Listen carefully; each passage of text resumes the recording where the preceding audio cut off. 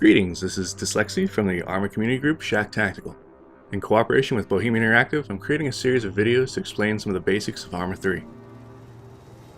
Today we'll be talking about flying helicopters in ARMA 3. We'll go through the basic flight principles of helicopters as they pertain to ARMA 3, starting with a takeoff and ending with a successful landing. If you'd like to easily practice helos by yourself, simply launch ARMA 3, go to the editor and load a terrain, then double-click on the map to place a unit. Select the type of helo you'd like to fly and position it at a suitable takeoff site. In this case, we'll use an MH9 Hummingbird, as they have a great field of view and are excellent for training purposes.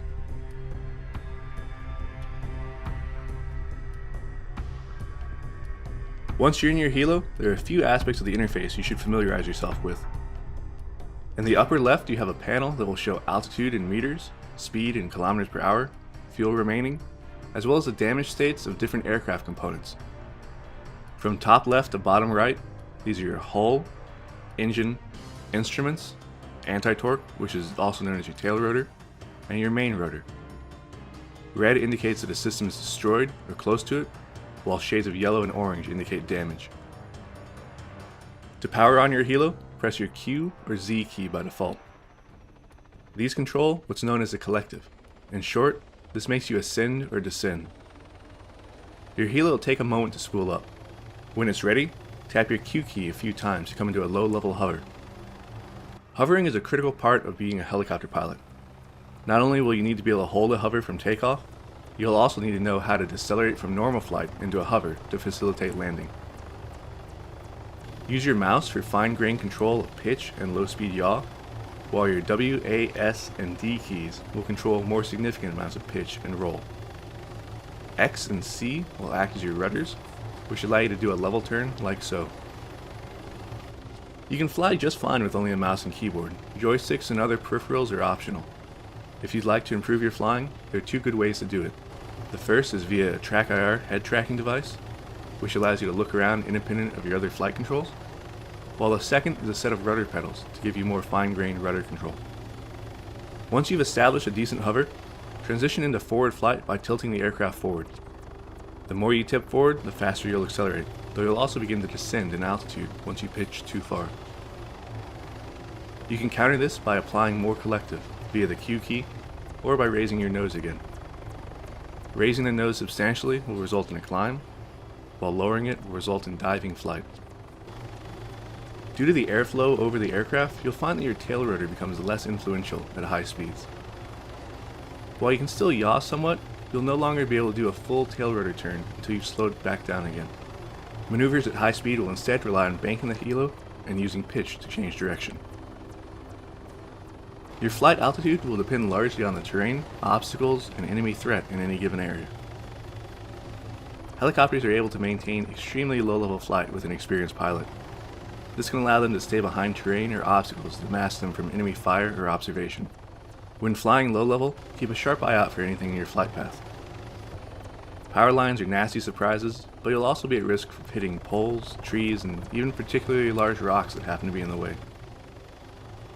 When planning your flight route, pay attention to the terrain in the area and what threats might be present. Plan for both enemy presence and natural or man-made obstacles, and fly accordingly.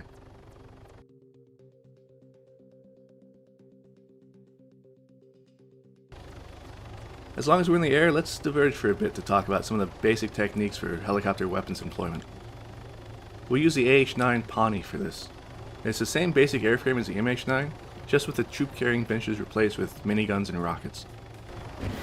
Both of these are fixed forward, presenting unique challenges compared to aircraft with swiveling turrets like the Blackfoot. The most important thing to remember when using the Pawnee's guns or rockets is that you must be able to fire them from a safe distance. You have no real significant armor on your aircraft. A burst into the cockpit or engine is enough to bring you down. Because of this, you'll want to attack from range, then peel off before flying over the enemy. The miniguns have a tremendous amount of ammo in them. Feel free to use several second-long bursts when firing them. The further away you are, the more the bullets will spread out during their flight, making a hit against enemy troops much more likely due to the larger impact area.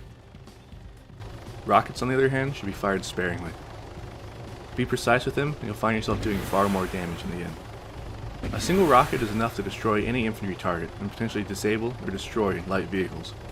while a few can knock out several heavier vehicles. Avoid salvoing large numbers of rockets at a time, it's inefficient.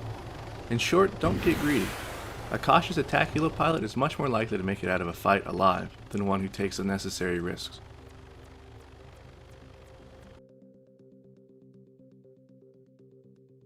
Now that we've gone over basic flight and weapons employment, let's try landing. To slow down, utilize a combination of pitching your nose up while decreasing the collective. If you match these two movements, you'll find yourself slowing down without gaining or losing altitude. I call this a bleed flare, since you're bleeding your speed off without changing altitude in the process. When closing on your landing zone, it's best to fly a slightly curving path towards it. This allows you to get a better understanding of the lay of the land, any obstacles nearby, or where you might find the best place to touch down. Once you have a good feel for it, pick a spot and fly towards it, descending and slowing as you draw closer. You should be able to maintain 70 to 30 kilometers per hour of closure during your final approach and still easily and rapidly come to a hover. Be careful not to overcorrect too much. You should be thinking ahead a few seconds of your movements and taking into account the delays involved in maneuvering the aircraft. The larger the aircraft, the more of a delay you'll find. You'll see that it's possible to touch down while still having some speed. As long as the terrain is clear and you're reasonably steady, a touchdown at low speed will be just fine. The key part is your vertical descent rate. You'll want to tap your Z key as you make the final descent, such that you touch down with the minimum of vertical speed. Once you've made a successful flight from start to finish, the best thing to do is to look back at what went right, as well as what you think you need to improve on. There's no shortcut to becoming a good ARMA pilot. Practice is the key.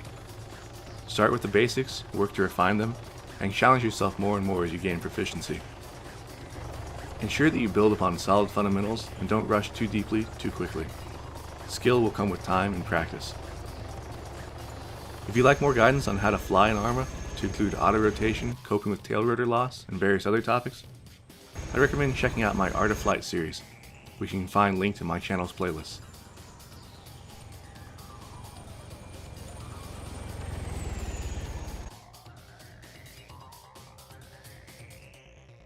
For more community guide videos, be sure to subscribe to the official ARMA 3 YouTube channel. For other ARMA 3 updates, keep track of the official website, Facebook, and Twitter pages. If you'd like more in-depth tutorial and multiplayer gameplay of ARMA 3 and previous ARMA games, I'd also recommend you check out my channel here. This is Dslyecxi, and I'll see you on Altus.